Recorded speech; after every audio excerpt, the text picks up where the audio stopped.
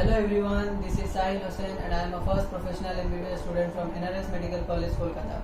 तो जैसा आप लोगों को पता है, मैंने आप लोगों को पहले एक वीडियो में बताया था कि मैं आप लोगों को नीट का नोट्स प्रोवाइड करने चाह रहा हूँ। फिर मैंने सोचा कि अगर सिर्फ नोट्स दे दूँ तो इट्स पॉसिबल कि कुछ टर्म्स आप लोगों को समझ में ना आए या फिर कुछ शॉर्ट टर्म्स या फिर कोई सिंबल। और मेरा मानना है कि कोई काम अगर कर रहे हैं तो उसको या तो करो तो अच्छे से करो या तो मत करो। तो मैं अगर नोट्स आप लोगों को दे रहा हूँ, फिर मैंने सोचा कि इसको एक अच्छे से समझाया जाए कि कैसा फॉर्मेट पे ये नोट्स बना हुआ है। तो इसी के लिए थोड़ा सा आप लोग के लिए थोड़ा जुगाड़ लगा दिया, बस थोड़ा सा कुछ हेल्प करने की कोशिश कर रहा हूँ। तो आप लोगों को सबसे पहले बता दूँ कि ये नोट्स बेसिकली यहाँ पे ऐसे पॉइंट्स पे ऐसे डिवाइडेड है कि पहले जैसे वीक एसिड, वीक बेस। इस चैप्टर में कहीं पे भी WA लिखा रहा है तो that means weak acid, WB लिखा रहा है वीक बेस, SA लिखा रहा है स्ट्रॉन्ग एसिड, SB लिखा रहा है स्ट्रॉन्ग बेस। ठीक है, तो सबसे पहले हम लोग शुरू करेंगे वीक एसिड, वीक बेस में, फिर जाएगा पानी का कुछ बातें आएगा, फिर स्ट्रॉन्ग एसिड, स्ट्रॉन्ग बेस, फिर सॉल्ट में बेसिकली सॉल्ट हाइड्रोलिसिस की बात होगी। उसके बाद कुछ मिक्सिंग प्रॉब्लम्स हो जाएगा कि स्ट्रॉन्ग एसिड बेस को मिला दिया तो क्या होगा। तो ऐसे वैराइटीज ऑफ टाइप्स आएंगे। ठीक है, उसके बाद बफर सोल्यूशन और फिर सॉल्युबिलिटी। तो ये ऐसे मेरा नोट्स डिवाइडेड है। और ये नोट्स एक्चुअली क्या है कि जब रिवीजन क्लास हम लोग के हो रहा था ये तब का नोट्स है, क्योंकि मैंने मेन और एक नोट्स है जो मैंने आप लोग को नहीं दिया, क्योंकि वो हो सकता है ज़्यादा लेंदी लगे और मोर आप लोग उसमें उलझ जाओ। इसीलिए मैंने ये रिवीजन वाला जो नोट्स है ये शॉर्ट फॉर्म में है। और ये आपको बता दो कम्प्लीटली नीट बेस्ड है, या फिर कोई कॉम्पिटिटिव एग्जाम्स मेनली नीट के लिए आपको बहुत हेल्प करेगा। उसका रिवीजन बहुत आसानी से हो जाएगा और इसमें काफ़ी क्वेश्चंस है, आप उस क्वेश्चंस को भी प्रैक्टिस कर सकते हो। तो क्वेश्चंस करते वक्त आप पहले क्वेश्चंस पढ़ के उसका सोल्यूशन कर लेना, उसके बाद आंसर चेक कर लेना। और यहाँ पे ऐसा भी मिलेगा आपको कुछ क्वेश्चंस थोड़ा शॉर्ट फॉर्म में किया हुआ है, क्योंकि पता है आपको क्लास में करना होता है, थोड़ा जल्दी करना होता है, ज़्यादा टाइम देते नहीं है, तो कुछ क्वेश्चन शॉर्ट फॉर्म में भी मिल सकते हैं। तो ये तो ऐसे नोट्स डिवाइडेड है इस नोट्स में जो आप लोगों को मिलेगा। आप नोट्स आपको कैसे मिलेगा, आप लिंक डिस्क्रिप्शन में है, आप उस लिंक पे जाके आप डाउनलोड कर सकते हैं। ठीक है, तो सबसे पहले आपको लॉग का वैल्यूज 1 to 10 आपको पता होना चाहिए कि log 1 0, log 2 का वैल्यू 0.3, log 3 का वैल्यू 0.48, log 4 का 0.6। इसको आपको एटलीस्ट 10 तक पता होना चाहिए। और एक बात है कि pH का फॉर्मूला क्या होता है, pH होता है minus log concentration of H+। ठीक है, minus log concentration of H+। अब जैसे मान लो आपको दिया रहा है कि H+ का कंसेंट्रेशन कितना है, 4 × 10⁻⁹। ठीक है, अब देखो आपको क्या करना है, pH कैलकुलेट करना है। तो इसको तो अब ऐसे कर सकते हो कि माइनस लॉग फिर H+ के कंसेंट्रेशन के अंदर ये बिठा दिया, फिर log A × B, log A+ B लिख सकते हो उसको तोड़ के। तो ऐसे यार कर सकते हो, बट सिंपल हम लोग के पास ज़्यादा टाइम नहीं होता है, तो सिंपल फंडा लगा सकते हैं। करना क्या है, -9 है उसको ला के प्लस बना दो, क्योंकि ये माइनस अंदर चल जाएगा तो प्लस बन जाएगा। तो -9 हो जाएगा +9 और फिर -log 4 आ गया। तो 9 तो 9 और -log 4 कितना है, अब log 4 का वैल्यू 0.6। ठीक है, तो 0.6 यहाँ पे रख देना और ये कितना आ जाएगा 8.4। तो pH कितना आ गया 8.4। और pH 8.4 आने का मतलब है इट इज़ मोर देन 7, क्योंकि नॉर्मल जो pH हम लोग मेजर करते हैं दैट इज जब टेम्परेचर 25 डिग्री सेल्सियस हो। ठीक है, तो अगर 8.4 pH है तो ये इसका मतलब जाहिर सी बात है ये 7 से ज़्यादा है, यानी कि ये बेसिक सोल्यूशन है। ऐसा नहीं कि H+ का कंसेंट्रेशन दे दिया तो एसिडिक होगा क्या, एसिडिक बेसिक नेचर डिपेंड करेगा कि pH क्या है। अगर pH 7 से ज़्यादा है एट 25 डिग्री तो यहाँ पे 8.4 है, तो it is a basic solution. तो आप जब अगर नोट्स पे देखोगे, आपके जो पेज के बारे में बात करूँगा वो यहाँ पे आपके शो हो जाएंगे। ठीक है, और नोट्स का सबसे पहला पेज में आप देखोगे वहाँ पे लिखा रहेगा कि स्ट्रॉन्ग एसिड, स्ट्रॉन्ग बेस कौन सा है, वीक कौन सा है, ये सब के बारे में। तो आपको पहले ध्यान रखना है, सबसे पहले तो ये स्ट्रॉन्ग एसिड, स्ट्रॉन्ग बेस आपको पता होना चाहिए, पूरा एकदम रटा हुआ होना चाहिए। स्ट्रॉन्ग एसिड कौन सा है, स्ट्रॉन्ग बेस कौन सा है। आपको वीक पे फोकस नहीं करना है, वीक को याद नहीं करना है, क्योंकि आगे वाले चैप्टर आने जो भी पोर्शन आएंगे वो पूरे स्ट्रॉन्ग कौन सा स्ट्रॉन्ग है, वीक है आपको पता होगा, तभी क्वेश्चंस आप अच्छे से सॉल्व कर पाओगे। ठीक है, तो सबसे पहले आप देखना वहाँ पे स्ट्रॉन्ग एसिड 6 दिया हुआ होगा। एक आपका है HClO4, H2SO4, HNO3, HCl, HBr, HI, और स्ट्रॉन्ग बेस आपका sodium hydroxide, potassium, rubidium, caesium और बेरियम हाइड्रोक्साइड। यहाँ पे 5 स्ट्रॉन्ग बेस है और 6 स्ट्रॉन्ग एसिड है। ये आपको अच्छे से याद होना चाहिए, ठीक है। और स्ट्रॉन्ग अगर इलेक्ट्रोलाइट की बात करें तो स्ट्रॉन्ग कब होगा? स्ट्रॉन्ग बोलने का मतलब यानी कि कंप्लीटली डिसोसिएट हो जाए, ठीक है। तो स्ट्रॉन्ग एसिड कंप्लीटली डिसोसिएट हो जाएगा, स्ट्रॉन्ग बेस कंप्लीटली डिसोसिएट हो जाएगा, और सारा सॉल्ट यानी कि एसिड और बेस से मिलकर बना हुआ सॉल्ट है, सब सॉल्ट आपका स्ट्रॉन्ग इलेक्ट्रोलाइट के अंदर आता है। और वीक इलेक्ट्रोलाइट यानी कि जो डिग्री ऑफ डिसोसिएशन है alpha, alpha denotes degree of dissociation, वो लेस देन 100% होगा। और जो वीक इलेक्ट्रोलाइट है आपका, वो इनके अलावा बाकी सब वीक इलेक्ट्रोलाइट होंगे, बाकी सारे जो वीक एसिड, वीक बेस है सब। और साथ ही में आप बता सकते हैं पानी भी एक वीक इलेक्ट्रोलाइट ही है। तो सबसे पहले हम क्या देखेंगे? वीक एसिड और वीक बेस, यानी कि यहाँ पे वो स्ट्रॉन्ग एसिड स्ट्रॉन्ग बेस जो आपने याद करके रखे वो यहाँ पे काम नहीं आएगा। तो सबसे पहला टॉपिक यहाँ पे क्या है? That is the Oswald dilution law, ठीक है। यहाँ पे ऑसवाल्ड डाइल्यूशन लॉ आप लोग पढ़ेंगे। और यहाँ पे Oswald dilution law is for weak electrolyte, आपको ये दिमाग में बिठा लेना है। ऑसवाल्ड डाइल्यूशन लॉ का सवाल आएगा, सो आपको पहचानना है कि कौन सा वीक इलेक्ट्रोलाइट है, तभी जाके आप ऑसवाल्ड डाइल्यूशन लॉ का फॉर्मूलाज लगा सकते हो, ठीक है। अब आप यहाँ पे चेक करना कि जैसे 2 पेज में दिया तो हुआ है, बहुत चीज ऐसे लिखा हुआ है। अब जब रिवाइज करोगे, पहले आप ऐसे देख सकते हो हर एक पेज को, लेकिन जब रिवाइज करोगे देखना है सेकंड पेज में राइट साइड में कुछ फॉर्मूलाज लिखा हुआ है, जैसे K = C अल्फा स्क्वायर। अब इस चैप्टर में ना बहुत सारे K आएंगे, KA आएगा, KB आएगा, KW आएगा, KH आएगा। तो सब K का मतलब जो है ना वो at the end of this PDF आपको मिल जाएगा। तो यहाँ पे 2 K आएंगे, KA KB। KA किसके लिए होगा? इट्स फॉर वीक एसिड, यानी कि acid dissociation constant weak acid के लिए होगा KA। और KB बेस के लिए होगा, लेकिन कौन सा बेस? ध्यान रखना यहाँ पे स्ट्रॉन्ग नहीं होगा, वीक होगा। इस बात का बस ध्यान रख लेना कि यहाँ पे वीक इलेक्ट्रोलाइट में जो वीक एसिड वीक बेस हैं, वहाँ पे वीक के लिए, वीक एसिड के लिए KA आएगा, वीक बेस के लिए KB आएगा। तो फॉर्मूला आपको दोनों के लिए रटोगे क्या? नहीं, दोनों के लिए नहीं रटना है। आप एक ही याद रखो, एसिड का बेस का भी सेम फॉर्मूला होगा, बस वैल्यूज अलग अलग जब जैसे दिया रहेगा वैसे पुट कर लेना। तो K is for weak acid. तो यहाँ पे जो फॉर्मूलाज है आपको वो याद रखना है, और बहुत आसान है, आप अगर देख लोगे तो आराम से हो जाएगा। यहाँ पे pH का फॉर्मूला याद नहीं करना है, क्यों? क्योंकि pH तो यहाँ पे निकालना आ गया ना आपको क्या चाहिए? H+ concentration. तो H+ का फॉर्मूला आपको याद रखना है कि concentration of H+ is equal to C alpha, ठीक है। C अल्फा से अब H+ कंसेंट्रेशन आ जाएगा, H+ का जैसे आ जाएगा pH निकाल लोगे, तो pH का अलग से याद नहीं रखना है। अननेसेसरीली हम लोग बहुत सारे फॉर्मूला याद नहीं रखने, जो काम का है वही याद रखना है। और इस नोट्स में आप लोग देखोगे कि जो भी ऐसे बॉक्स बनाया हुआ होगा, रेड पेन से मार्क्ड होगा, वो सब आपको याद रखना है। खैर मैं ऐसे बताते भी चलूंगा। तो यहाँ पे आप ये जो राइट साइड में एक बॉक्स बना हुआ है, वहाँ पे K = C अल्फा स्क्वायर और H+ का कंसेंट्रेशन C अल्फा, ये आपको याद रखना है। KB के लिए भी आप यहाँ पे वैसे ही उसको बिठा सकते हो, बस KB यहाँ पे आ जाएगा और यहाँ पे OH- का कंसेंट्रेशन आ जाएगा। वहाँ पे H+ था, यहाँ पे OH-, ठीक है। ऐसे आपको पता ही है, अगर KA ज्यादा एसिड डिसोसिएशन कांस्टेंट ज्यादा, एसिडिक स्ट्रेंथ ज्यादा, और KA के रिस्पेक्ट में यहाँ पे क्या निकल सकते हो? pKa, ठीक है। क्योंकि H+ जैसे आप वहाँ पे निकलते हो ना H+ कंसेंट्रेशन से pH, तो उसी तरह यहाँ पे Ka अगर आपको दिया रहेगा तो pKa निकाल सकते हो। मतलब सेम ही, बस एसिड यहाँ पे वीक एसिड के लिए हम टर्म यूज कर रहे हैं तो यहाँ पे pKa यूज कर देते हैं, ठीक है। अब आगे आप इसके आगे जाओगे तो आपको एक टॉपिक मिलेगा factors affecting alpha, that is in page number 4, आप जाके देख सकते हो, ठीक है। यहाँ पे पेज नंबर 4 आ रहा होगा, उसको देखना फैक्टर्स अफेक्टिंग अल्फा, वहाँ पे एक टर्म रहेगा, ठीक है। और फैक्टर्स अफेक्टिंग अल्फा का मतलब क्या? डिग्री ऑफ डिसोसिएशन को कौन से टर्म्स या कौन से फैक्टर्स डिपेंड कर रहे हैं। जैसे मान लो कि ये जैसे CH3COOH है, ये टूट रहा होगा, ये ऐसे क्यों साइन दे रहा है? क्योंकि ये वीक इलेक्ट्रोलाइट है, कंप्लीटली डिसोसिएट नहीं होगा, इसलिए हम लोग ऐसे इक्विलिब्रियम का साइन दे रहे हैं। अब ये किसमें टूटेगा? CH3COO- और प्लस H+, ठीक है। अब ये जो टूट रहा है ना, that is degree of dissociation, ये है कितना टूट रहा है। तो इसको कौन सा फैक्टर डिपेंड करेगा? वहां पे आगे लिखा हुआ है इलेक्ट्रोलाइट। जैसे स्ट्रॉन्ग होगा तो अल्फा 100% यानी कि कंप्लीटली टूट जाएगा, ठीक है। और जैसे कोई अगर वीक होगा तो वो ऐसे पार्शियली टूटेगा।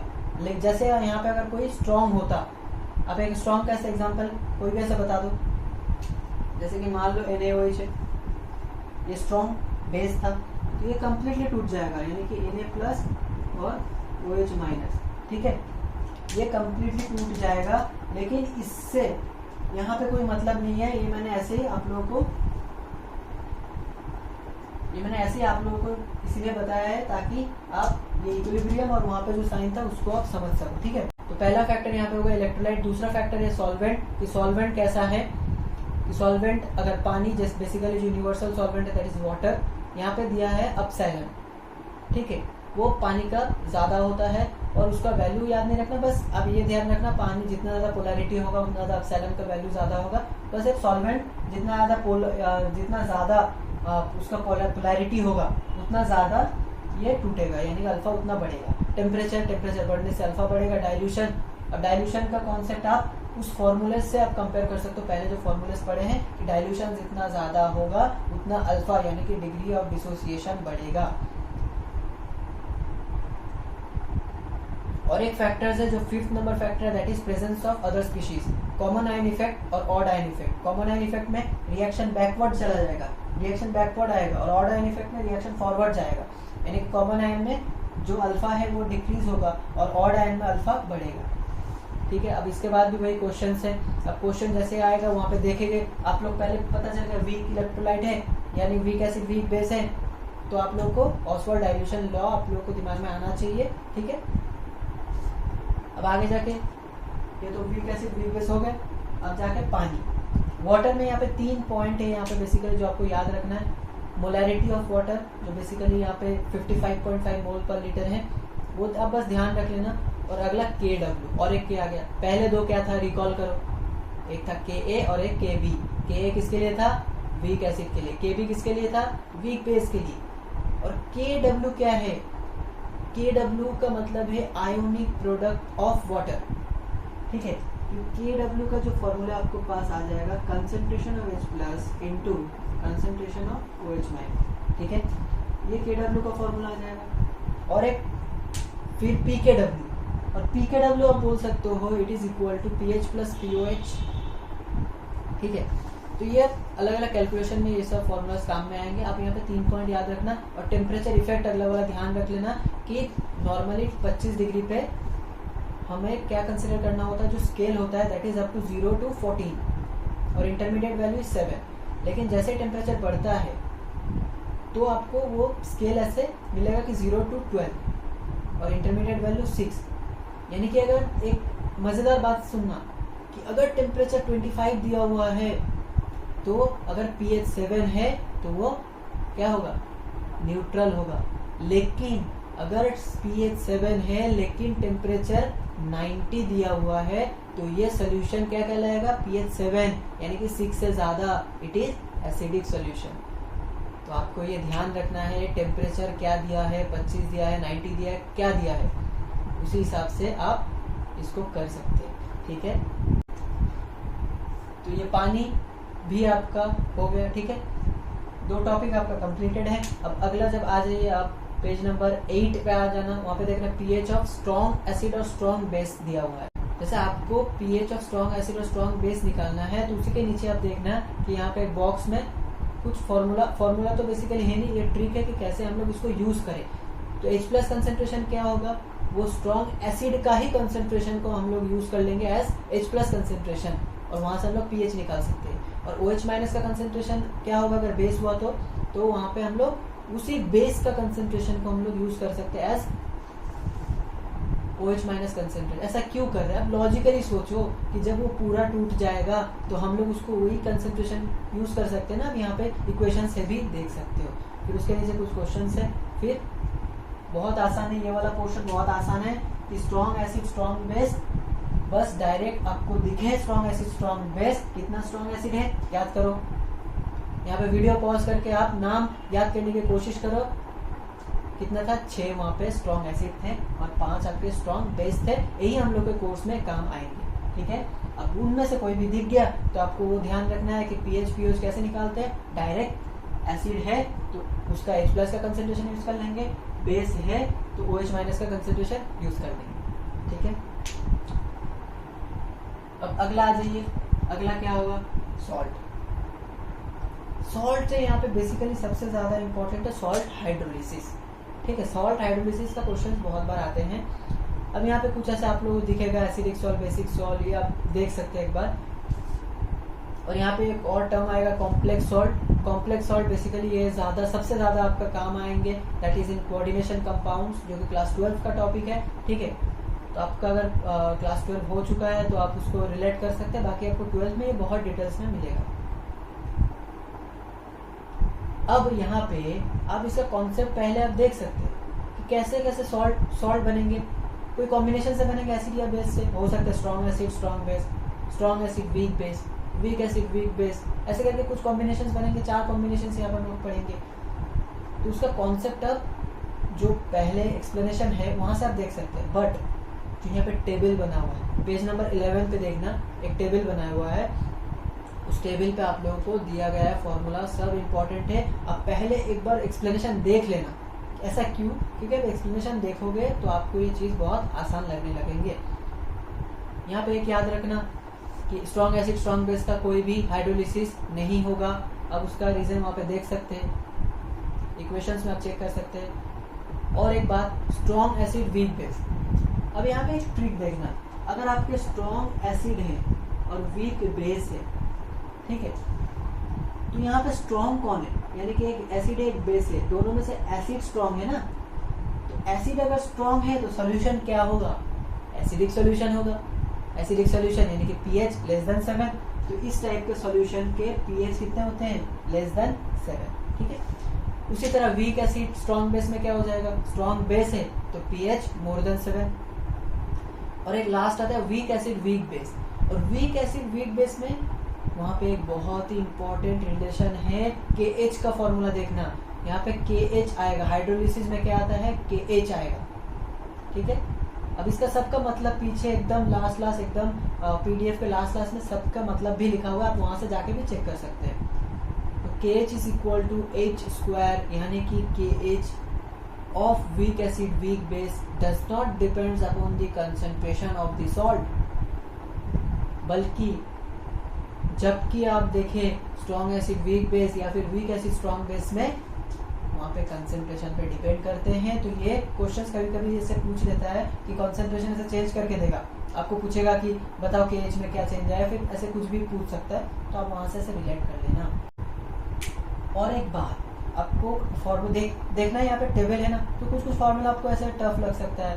तो आपको एक छोटा सा ऐसे मजेदार चीज बता दो। जैसे मान लो स्ट्रॉन्ग एसिड वीक बेस है, तो हमेशा याद रखना कि फॉर्मूला में जो KA आएगा ना, वो कहाँ से आएगा? वीक के पोर्शन से। वीक बेस होगा तो यहाँ पे क्या आएगा पता है? यहाँ पे KB आएगा, ठीक है। और जब वीक एसिड होगा तो वहाँ पे क्या आएगा? KA। Weak acid weak base दोनों ही होगा तो KA KB दोनों आएंगे फॉर्मूला में। तो एक फॉर्मूला जैसे देखो आप यहाँ पे एक बता देता हूँ, स्ट्रॉन्ग एसिड वीक बेस का चार्ट में देखो, इसको क्या कहते हैं? Cationic hydrolysis. और यहाँ पे एक्वस सोल्यूशन एसिडिक होगा, क्यों? पहले बता चुका, एसिड स्ट्रॉन्ग है। तो यहाँ पे KW equal to KH into KB, आप रिलेशन देख सकते हैं। और यहाँ पे KH इक्वल टू CH²। और यहाँ पे H का फॉर्मूला में देखना, यहाँ पे KB आएगा।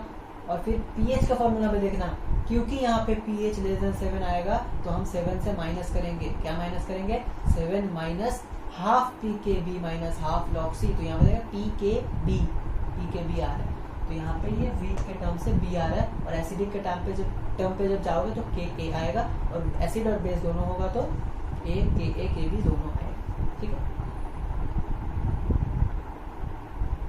अब बस जैसे ही आप इसका टॉपिक्स आप चार्ट देख लिया, आप एक्सप्लेनेशन देख लिया, उसके बाद आप क्वेश्चंस कर लेना। फिर आपका स्ट्रॉन्ग एसिड स्ट्रॉन्ग बेस पहले हो गया था, फिर सॉल्ट हाइड्रोलिसिस भी आपका हो जाएगा। उसके बाद आएगा, आप चेक करना है यहाँ पे पेज नंबर 13, मिक्सिंग प्रॉब्लम। और यहाँ पे मिक्सिंग प्रॉब्लम आपके कुछ पॉइंट्स में होंगे, या फिर जैसे 1 2 3 ऐसा मार्क्ड होगा कि इतने टाइप के मिक्सिंग प्रॉब्लम है। सबसे पहला आपको मिलेगा कि डाइल्यूशन ऑफ स्ट्रॉन्ग एसिड और स्ट्रॉन्ग बेस। मतलब डाइल्यूशन यानी कि हम लोग डाइल्यूट करेंगे, और यहाँ पे बेसिकली डाइल्यूट करेंगे तो पानी मिला के डाइल्यूट करेंगे। तो स्ट्रॉन्ग एसिड या स्ट्रॉन्ग बेस में जब पानी मिला दिया तब क्या होगा, ठीक है। तो उसी का यहाँ पे एक्सप्लेनेशन है। जो फॉर्मूला आपको ये याद ध्यान रखना है, N1V1 इक्वल टू N2V2 और N यहाँ पे क्या है नॉर्मेलिटी, V वॉल्यूम। तो N1 is initial normality, V1 is initial volume और N2 is final normality, V2 is final volume. अब यहाँ पर क्वेश्चन देखोगे आपको समझ में आ जाएंगे। फिर आपका एक छोटा सा टॉपिक मिलेगा pH of very dilute solution. बहुत ज़्यादा डाइल्यूशन अगर कर दिए तो पीएच क्या होगा, आप उसको एक बार देख लेना, कुछ क्वेश्चन है वो भी कर लेना। तो पहला क्या था, dilution of strong acid strong base. अब दूसरा है पीएच ऑफ स्ट्रॉन्ग एसिड या स्ट्रॉन्ग बेस, यानी कि स्ट्रॉन्ग दोनों चीजें अगर स्ट्रॉन्ग एसिड मिला दे तो क्या होगा, और एक स्ट्रॉन्ग एसिड और एक स्ट्रॉन्ग बेस और एक स्ट्रॉन्ग बेस, दोनों ही स्ट्रॉन्ग बेस है तो दोनों को मिला दिया तो क्या होगा, ये हमको फाइंड करना है। अब फॉर्मूला बस एक ही रहता है कि दो एसिड है तो 2N आएगा, तो N1V1 plus N2V2 initial equal to N3V3, यानी कि फाइनल नॉर्मेलिटी और फाइनल वॉल्यूम। और फाइनल वॉल्यूम अगर पानी यहाँ पे नहीं मिलाया हुआ है तो डायरेक्ट आप V1 V2 को ऐड कर सकते हो, पानी मिलाया हुआ है तो उसको भी आपको कंसिडर करना पड़ेगा। तो ये दूसरा चीज था। और उसके बाद एक थर्ड मिक्सिंग जो कि इम्पोर्टेंट है काफी, दैट इज स्ट्रॉन्ग एसिड और स्ट्रॉन्ग बेस का मिक्सिंग है। और यहाँ पे आप लोग एक यहाँ पे एक सिंबल जैसे मिलेगा कि N1V1 और एक कुछ ऐसा, यानी कि ऐसा देखने को मिले N1V1 कुछ ऐसा कुछ सिंबल दिखेगा और N2V2 इक्वल टू यहाँ पे N3V3। तो ये सिंबल क्या एक्चुअली जो बड़ा होता है ना उससे हम लोग सब्ट्रैक्ट करेंगे। अगर मान लो कि ये बड़ा है तो ये आगे आ जाएगा, फिर छोटा बाद में आ जाएगा, माइनस कर देंगे। और अगर ये बड़ा है तो ये आगे आ जाएगा और उसको दूसरे से माइनस कर देंगे। तो ये बस डिफरेंस समझाता है। तो स्ट्रॉन्ग एसिड स्ट्रॉन्ग बेस का मिक्सिंग करने से क्या होगा। और एक फोर्थ है जो कि उतना ज्यादा इंपॉर्टेंट नहीं है, आप इसको चाहे तो छोड़ भी सकते हैं। और यहाँ पे नीचे क्वेश्चन दिया हुआ है, देखना है कैसे 18th पेज में नीचे देखना, नीचे क्वेश्चन है, उसको एक बार समझने की कोशिश करना बस। अगर हो तो बहुत बढ़िया है, ये अच्छा क्वेश्चन है। ठीक है, जो क्वेश्चन है सब आपको अच्छे से करने हैं। और इसके बाद ये मिक्सिंग प्रॉब्लम भी होता है। तो अब तक क्या किए, वीक एसिड वीक बेस हो चुका है, पानी हो चुका है। यहाँ पे ऑसवर्ड डाइल्यूशन लॉ बहुत इंपॉर्टेंट था। पानी में 3 पॉइंट आपको ध्यान रखना है, स्ट्रॉन्ग एसिड स्ट्रॉन्ग बेस का। बस पीएच कैसे कैलकुलेट करते हैं, डायरेक्ट उसका कंसेंट्रेशन ले लेना। एसिड H+ है यानी कि एसिड है तो H+ का लेंगे, बेस है तो OH- का कंसेंट्रेशन मान लेंगे। फिर सॉल्ट में हाइड्रोलिसिस को डब्बा इंपॉर्टेंट है। मिक्सिंग प्रॉब्लम में पहला 3 इंपॉर्टेंट है। फिर बफर में देखना कि जो सिंपल बफर वाला पोर्शन है वो उतना ज्यादा आपका काम नहीं आएगा। मेन जो मिक्स्ड बफर है, मिक्स्ड में भी एसिडिक और बेसिक आपको बहुत फ्रिक्वेंटली इस पोर्शन से बहुत फ्रिक्वेंटली क्वेश्चन पूछते हैं। जैसे यहाँ पे सॉल्ट हाइड्रोलिसिस इंपॉर्टेंट था, यहाँ पे ऑसवर्ड डाइल्यूशन लॉ इंपॉर्टेंट था, यहाँ पे बफर उसी तरह इंपॉर्टेंट है कि ये भी खैर इंपॉर्टेंट है, लेकिन बफर में फ्रिक्वेंटली क्वेश्चन पूछा जाता है। आपको यहाँ पे ध्यान रखना है, एसिडिक बफर क्या होता है, weak acid plus weak acid strong base, यानी कि एक एसिड होगा और उसी का एक सॉल्ट होगा, उसी एसिड का सॉल्ट होगा। Weak acid plus weak acid and strong base का सॉल्ट होगा। या फिर हम बोल सकते हैं एक तो वीक एसिड होगा और दूसरा उसका कॉन्जुगेट बेस भी बोल सकते हैं। आप यहाँ पे चाहे तो देख सकते हैं फॉर्मूला, जो यहाँ पे पीएच का फॉर्मूला है वो ध्यान रखना है। यहाँ पे पीएच का formula in case of acidic buffer और पीओएच का formula in case of basic buffer. अब ये गड़बड़ मत कर देना कि बेसिक बफर तो आया क्वेश्चन कि वहां पे आपको दिखा कि वीक बेस और स्ट्रॉन्ग एसिड का मिक्सचर है, तो ये बफर का क्वेश्चन है। ठीक है, इतना तक ठीक है। आपको यानी कि वहां पे पीओएच आएगा, लेकिन क्वेश्चन में तो देखा कि पीएच पूछा है, आप तो टिक करके आ गए थे पीओएच। आपको भी ध्यान रखना है जब पीओएच निकल जाए तो क्या पूछा है वो भी ध्यान रखना है। पीएच पूछा है कि पीओएच, तो अगर पीएच पूछा है तो यहाँ पे टेम्परेचर आइडियली 25 डिग्री मानते हैं, 14 से माइनस कर देंगे। ठीक है, तो जो टाइप 1 क्वेश्चन है वो बस बेसिकली कैलकुलेशन ऑफ पीएच और पीओएच है। और टाइप 2 क्वेश्चन है वो मिक्सिंग आपको करने बोलेगा और फिर रिजल्टेंट सोल्यूशन आपको वो निकालना है कि क्या बफर बनेगा या नहीं बनेगा, या अल्टीमेट सोल्यूशन में क्या है नहीं है, उसी हिसाब से आपको देखना है। आप क्वेश्चंस करोगे ना, आपको आसानी से मुझे जितना लग रहा है आप आसानी से आप समझ जाओगे कि क्वेश्चंस करते ही उसका सोल्यूशन थोड़ा बहुत देख लोगे, आपको पता चल जाएगा क्या है। ठीक है, तो यहाँ पे बफर 2 टाइप के क्वेश्चंस आप लोगों को यहाँ पे मिल जाएगा। तो ये बफर भी हो गया।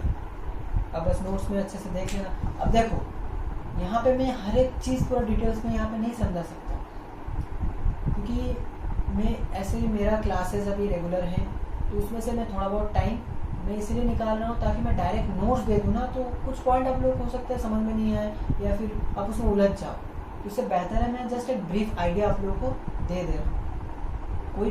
कोई चीज़ आपको समझ में नहीं आ रहा है, आप या तो टीचर से पूछिए या फिर आप अपना नोट्स अगर है तो वहाँ पे देखिए, या फिर कोई किताब में जो फॉलो करते हैं आप वहाँ से चेक कर सकते हैं, आप देख सकते हैं। लेकिन ये ओवरव्यू एक जगह पे है ना, आपको पढ़ने में आसान लगेगा। क्योंकि मैं आपको बता दूँ कि जब भी क्लास 11 में कोई बच्चा पहले जाता है तो जैसे ये चैप्टर आता है तो सब लोग ऐसे डर जाता है।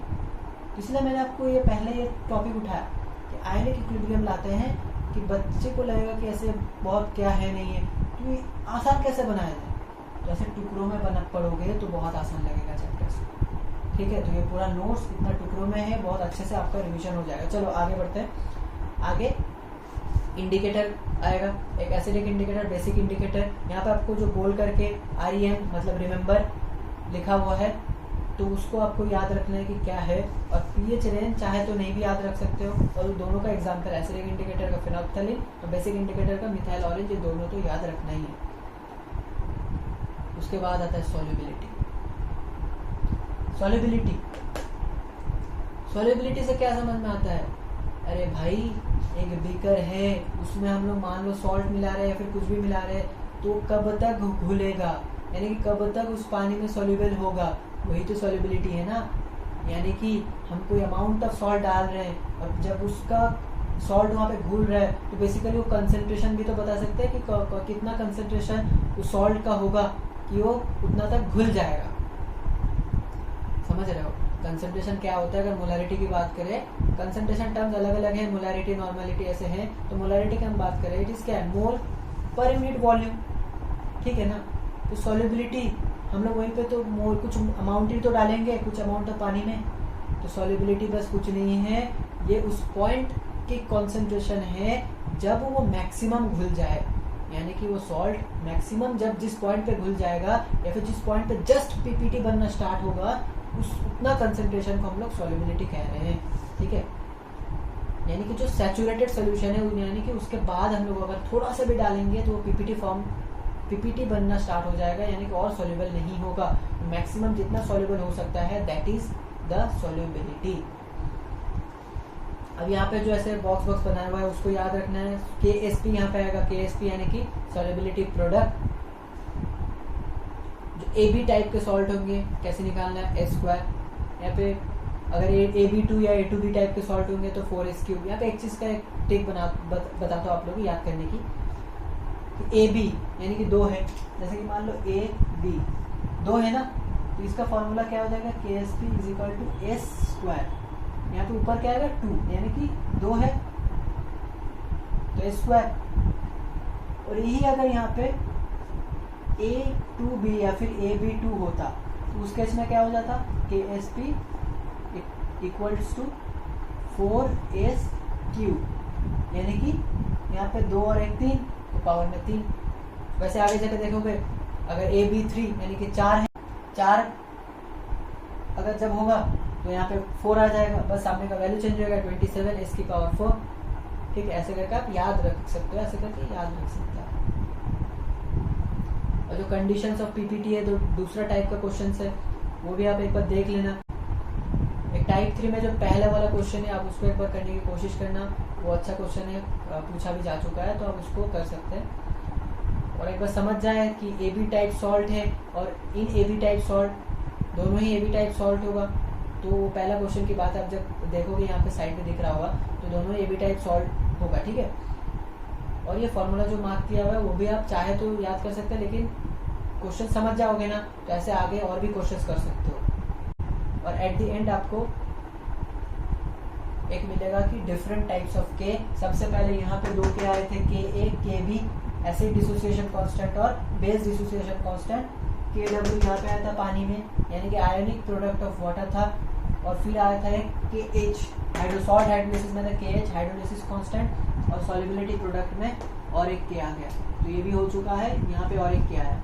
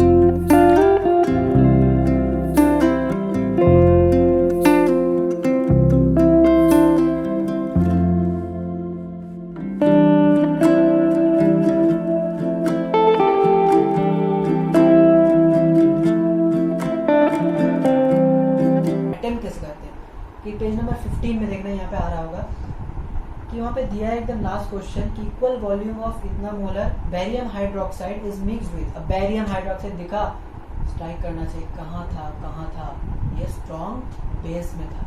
ठीक है, तो स्ट्रॉन्ग बेस जैसे ही क्लिक किया ना तो यहाँ पे लिख लेना पेंसिल से, ये स्ट्रॉन्ग बेस है साहब। इज मिक्स्ड विद इतना molar of sodium hydroxide. Sodium hydroxide भी स्ट्रॉन्ग बेस है, यानी कि क्वेश्चन वो मिक्सिंग प्रॉब्लम का स्ट्रॉन्ग एसिड और स्ट्रॉन्ग बेस का जो मिक्सिंग था वहाँ का है।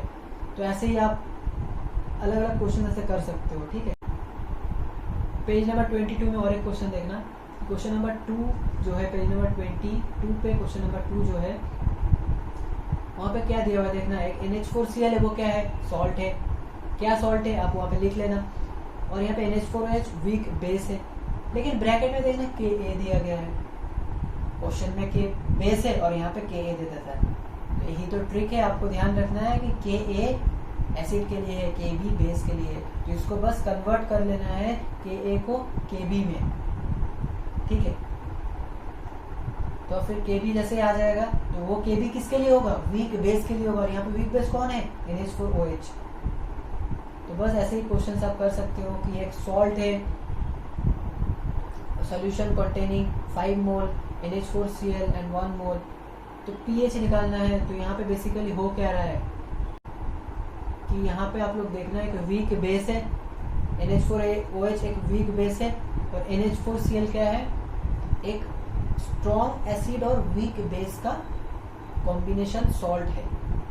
ठीक है, तो यहाँ पे यानी कि हम समराइज करें तो NH4OH weak base plus weak base strong acid का सॉल्ट है, यानी कि ये वीक बेस और फिर वीक बेस और स्ट्रॉन्ग एसिड का सॉल्ट दोनों का मिक्सचर, यानी कि बफर है। कौन सा बफर है, बेस है तो बेसिक बफर है, बेसिक बफर का फॉर्मूला यहाँ पे लगाना है। तो ऐसे क्वेश्चंस आप लोगों को सॉल्व करना है, ऐसे आपको आइडेंटिफाई करना है। इसीलिए हम सबसे पहले बताया था स्ट्रॉन्ग एसिड स्ट्रॉन्ग बेस आपको अच्छे से पता होना चाहिए। तो बस फिलहाल इतना रखते हैं video. So thank you all and all the best to you all. मेहनत करते रहना, ऐसे ही मेहनत करोगे तो आपको सफलता जरूर मिलेगी।